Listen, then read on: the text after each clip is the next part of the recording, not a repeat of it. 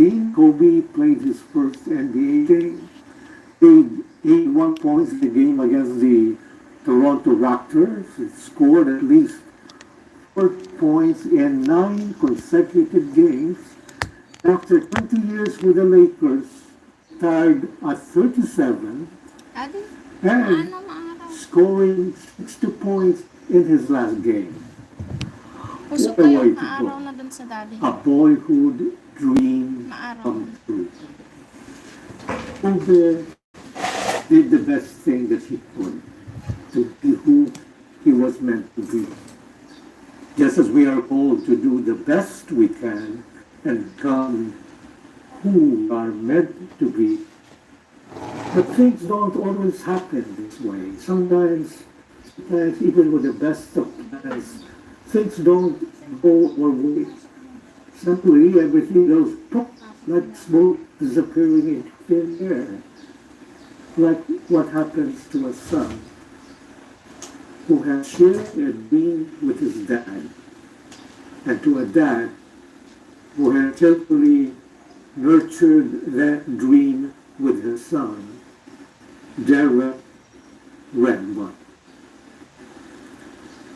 Derek Redmond was a track star and gifted runner who dreamed of winning an Olympic gold medal, particularly gold medal in the 400-meter run, the Barcelona Olympics in Spain. And so favored to win, hands down, running was going to be a mere formality for him. He was the best runner in the team. Nobody came even close to his time. A gold medal finish was assured and assumed by everyone, even before the race began. I invite you to watch a video, a bit old and grainy, and the audio is not be clear, but try to strain your ears and listen to what his dad, Jim, says at the end. The words will put you right here in the dark. Oh, may we have to listen now, please.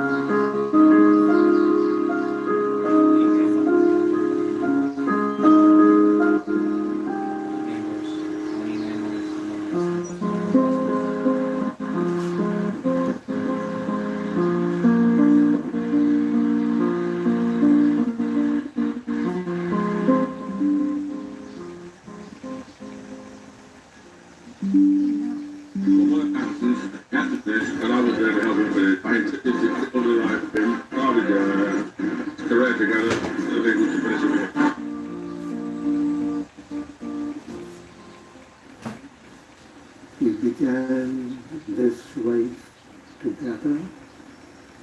We shall finish this together.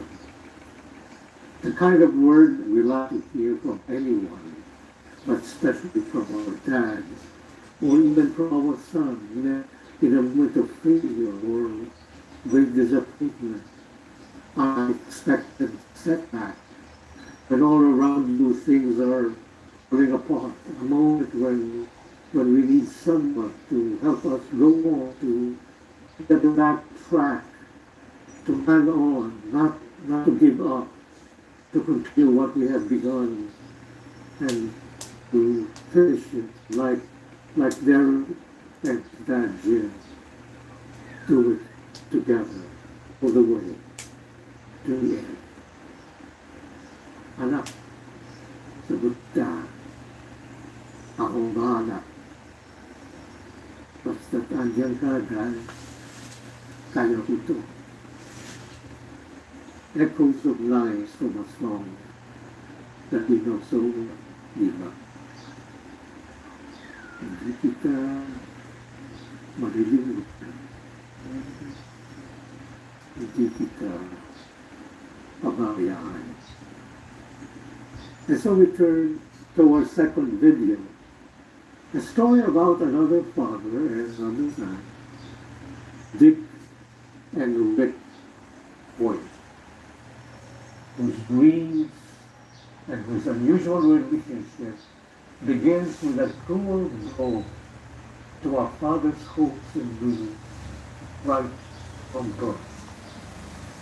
The son is born with the umbilical cord spinning around his neck, cutting off oxygen to the brain.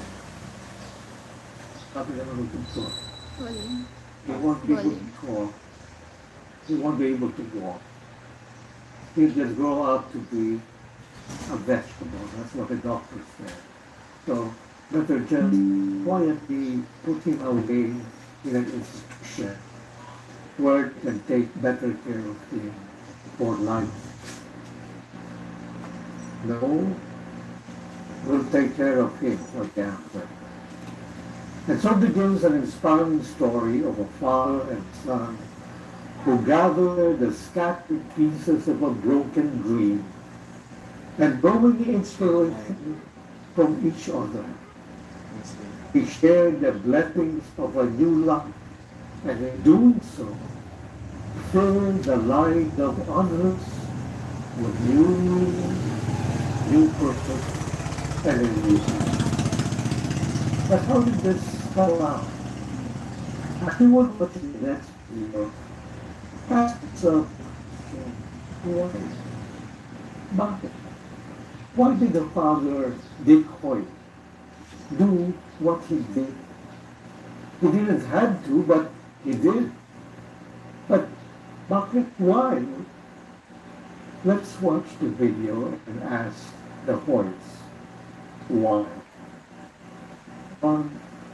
May we have the next video now, please. For 68 marathons. The fastest in time was half an hour off the world record. Yes, the real world record.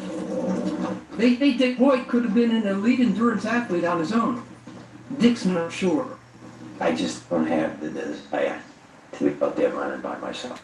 Yeah, that's just something that comes from his body to my body, and it makes us go faster.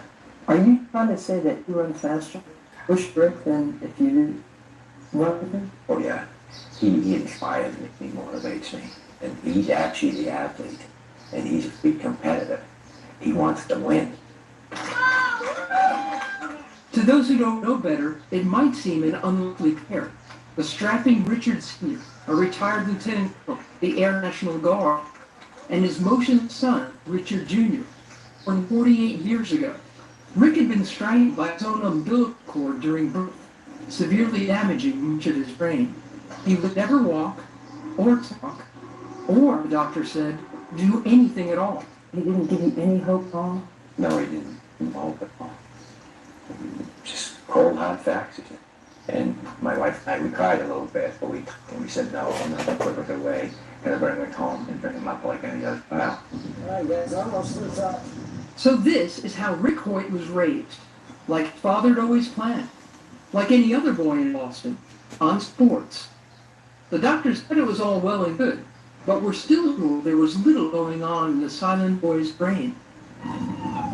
His parents saw reason to disagree. What did your wife know about your boy that the doctors didn't know and didn't see? You can tell by looking in his eyes that when you were talking to him, he was looking right at you and he was taking everything in. It's just that he couldn't answer, but he couldn't get it back. Until a machine was invented that would put Rick to the test. Using a button with his head, the only part of his body he had any control of, 12-year-old Rick would finally get the chance to click out first words, one letter at a time. And everybody's betting whether Rick would, because they're going to say, well, his mom saying it's going to be, hi, Mom, and me saying it's going to be, hi, Dad. Well, the Boston Bruins were looking at, like, the very first words he ever said was, oh, Bruins. So you knew that he was following sports. 36 years later, Rick Hoyt still uses a version of that same machine. And though it takes hours just to write a few sentences, it gives him something he never had, a voice. When I got my first communicating device, the feeling was just, finally I could share my opinions with everyone. And it was something young Rick would tell his father soon after that would change everything. In 1977, he learned of a benefit run being set up to help a local athlete who'd been paralyzed in an accident. I wanted to show this person that life goes on and he could still lead a productive life. That's why I turned to my dad and said we have to run in this race. Dick Hoyt, 40 years old and out of shape, had never run more than 1 mile. No one expected him to push his wheelchair-bound son for 5. When we came across the finish line, it's the biggest fight of my life. Then we came home from that race, brought his computer, Dad, I'm running. It feels like my disability disappeared. Overnight, Dick Rick began running every road race New England had to offer. And before too long, the oddball team was leaving quite an impression. First time you saw the Hoyts, what do you remember seeing? I remember seeing his back. Dave McGillivray was an expert distance runner who'd want to become head of the Boston Marathon. Impressed, McGillivray challenged Dick Hoyt to upgrade from road races to full marathons. No problem. Ladies and gentlemen, Richard Hoyt pushing it on. So McGillivray raised the bar again. Maybe it was just my competitiveness, but just out of nowhere I blurted out, have you ever tried a triathlon? Well, I looked at Dave and I said, if only if I can put with Rick. So Dick moved to the country, where he trained himself to bike and swim with Rick.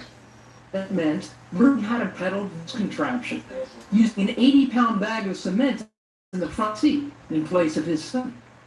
It was the first time on any bike since age 6, and that was the easy part. You really didn't know how to swim at all? No, when I jumped in that lake, I couldn't go 10 feet. I sank. I couldn't tread water or anything else. That was 1985. This was 1989, Hawaii, site of the most grueling endurance race in the world, the Ironman Triathlon. I could see them coming from a distance, and as getting closer and closer, I could tell how Dick was struggling. But then I looked at Rick. He's dealing with all the elements too, and it takes a lot of strength to say, Dad, I want to continue, I want to participate. And it took a little while before that realization hit me. And then I realized how much of an incredible athlete Rick is, not just his dad, but he truly is. He's also a best friend. What Rick doing? I looked back. Okay. With Dick and his wife divorced, it's usually just the guys. It's a relationship of loyalty and trust. Ultimately, all of Rick's relationships are. But this one's different. Got a nice new haircut, huh? That means me to go faster.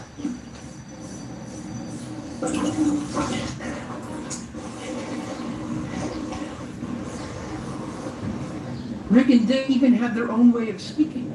A guessing game of sorts, when the computer isn't handy.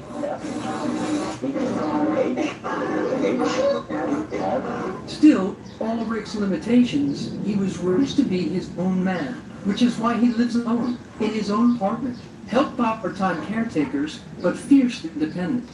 Like any other college grad, yes, it took 9 long years, but Rick managed to become the first ever non-speaking graduate of Boston University. People generally underestimate me due to my physical condition. I am a person with brain and intelligence.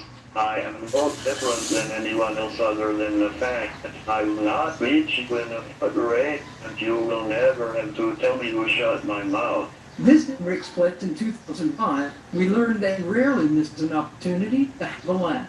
Let me ask you something, Rick. Maybe you can type a response. That voice, that synthesized voice that comes out of here, your real voice, I'm assuming, is it like a lot sexier than that? Smoky? Sultry? Any of those? What are you reacting? I guess, like... Once you start laughing and smiling, it's, you never know where he's gonna run. Real hot? Is that your answer? The voice would be real hot? For Dick, hearing Rick's voice is what's inspired him to keep going. 30 years and counting. Rick can't make very many sounds, but he does this a lot when we're out there competing. It's not like a laugh, it's like he's got a smile on his face and it's just in this noise, you know, loud noise. The biggest sound in the world?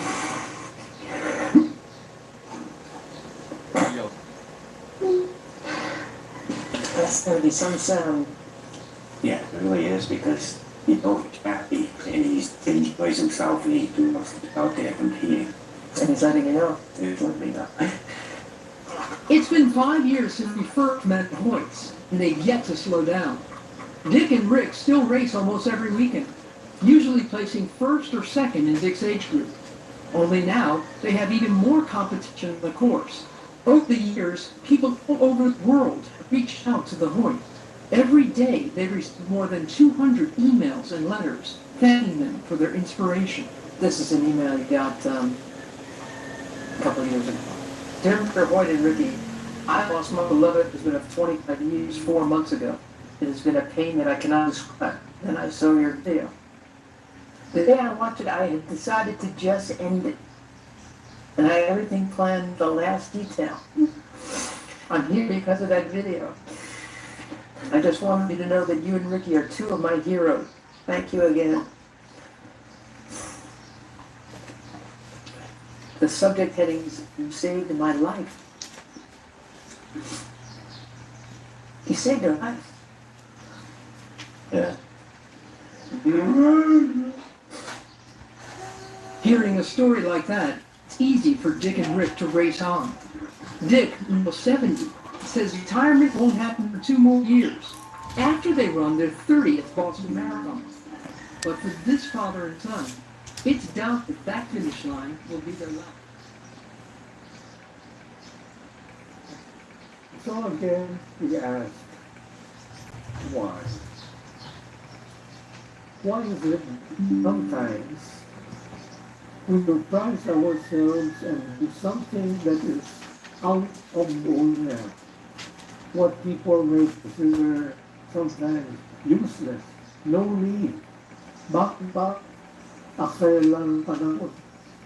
But still, we do it. We keep at it.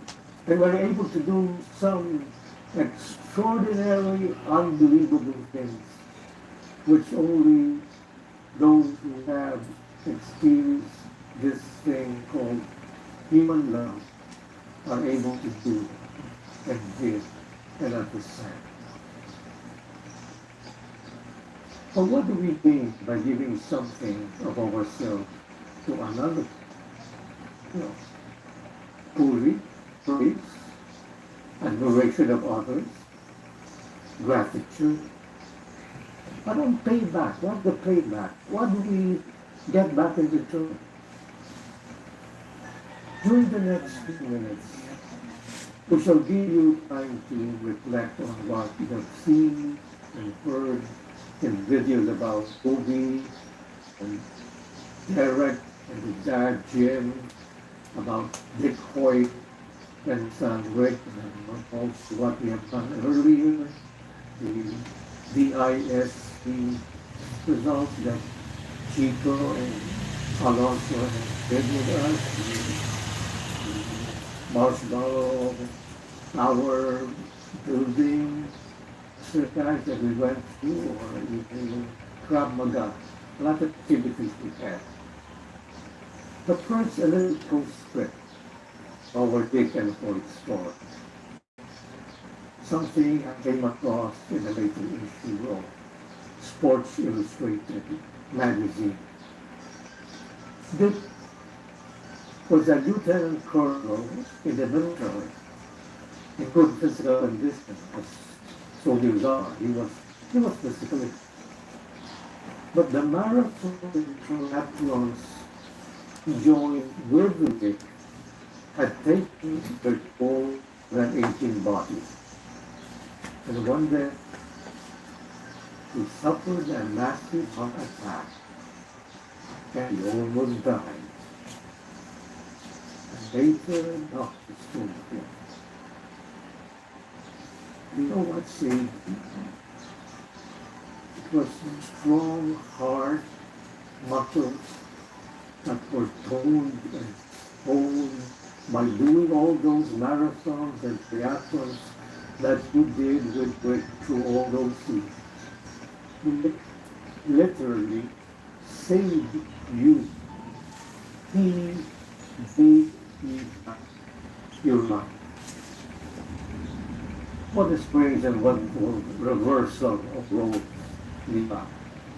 Here we have Dick, the father, who had always been the giver, along the giver, the big guy. Now one other seeing the one who is given, the one who receives. Then we have Rick, the son, who had always been on the receiving end, laging tumatanda, but always been the one given, now has become a giver, the one who gives.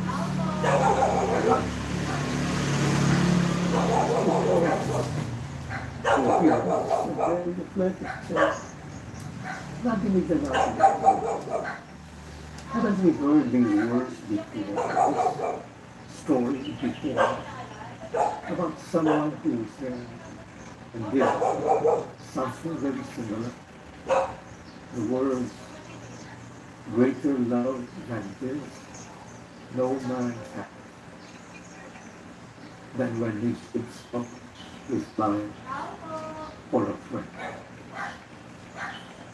Our next session will be a one-on-one moment for a reflection on the conversation between you and your parents, between you and your son. Invite him now to spend